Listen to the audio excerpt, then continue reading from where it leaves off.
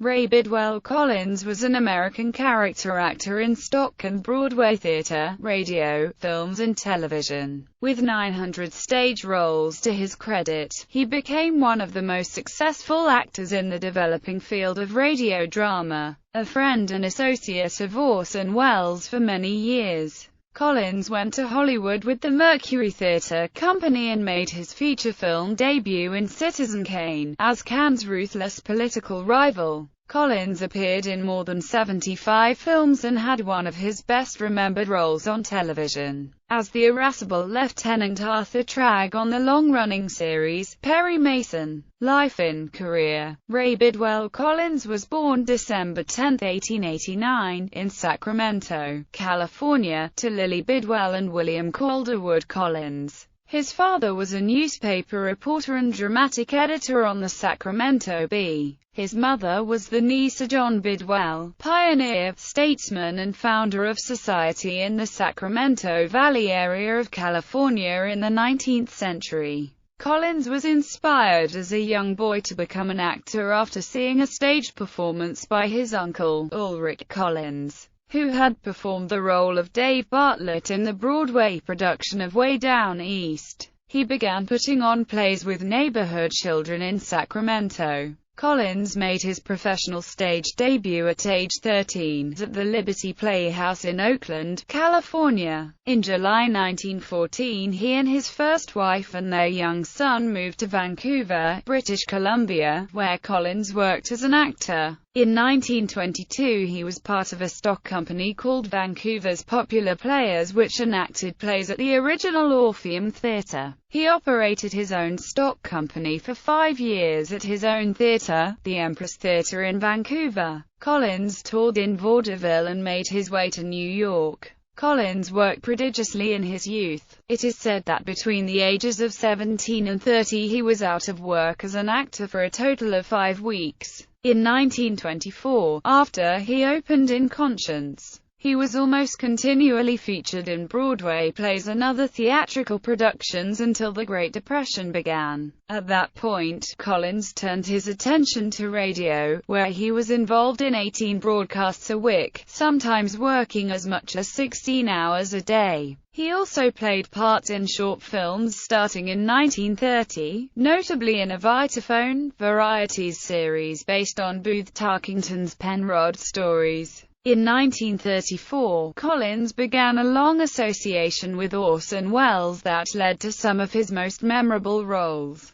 They met when Welles joined the repertory cast of the American School of the Air, his first job on the radio. In 1935, Welles won a place in the prestigious company that presented the news dramatization series The March of Time, an elite corps of actors that included Collins, Agnes Moorehead, Everett Sloane, Paul Stewart and others who would soon form the core of Welles's Mercury Theatre. On radio, Collins was in the distinguished repertory cast of the weekly historical drama Cavalcade of America for 6 years. Collins and Welles worked together on that series and others, including Welles's serial adaptation of Les Miserables and the popular series The Shadow. Collins became a member of the repertory company of Welles's CBS radio series The Mercury Theatre on the Air and its sponsored continuation, The Campbell Playhouse. Through the run of the series, Collins played many roles in literary adaptations, from Squire Livesey in Treasure Island, to Dr. Watson in Sherlock Holmes, to Mr. Pickwick in The Pickwick Papers.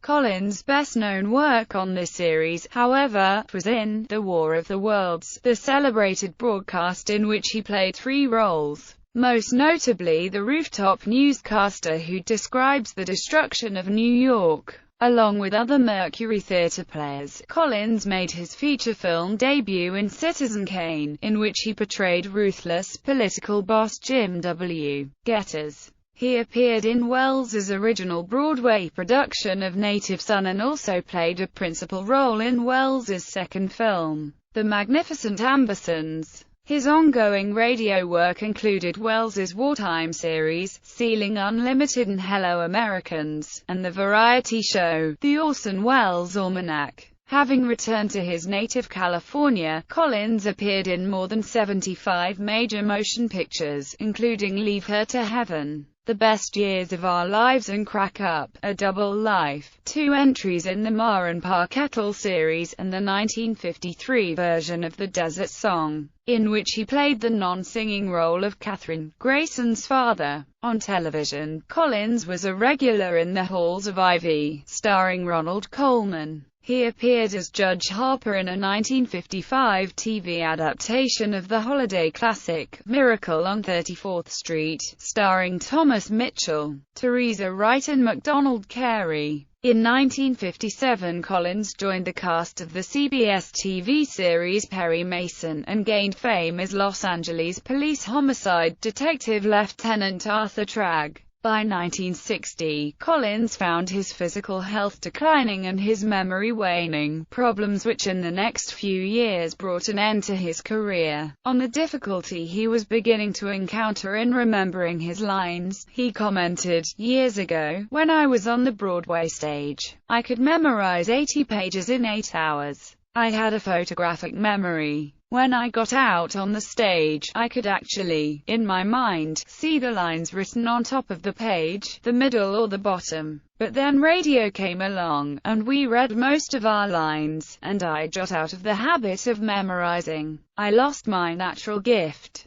Today it's hard for me. My wife works as hard as I do, cueing me at home." In October 1963, Collins filmed his last Perry Mason episode, The Case of the Capering Camera, broadcast January 16, 1964. Although it was clear Collins would not return to work on the series, his name appeared in the opening title sequence through the 8th season, which ended in May 1965. Executive producer Gail Patrick Jackson was aware that Collins watched the show every week and did not wish to discourage him. On July 11, 1965, Collins died of emphysema at St. John's Hospital in Santa Monica, California, at age 75. Masonic services were held at Forest Lawn Memorial Park, Hollywood Hills. Theater credits: Ray Collins played 900 roles on the legitimate stage. Radio credits: film and television credits.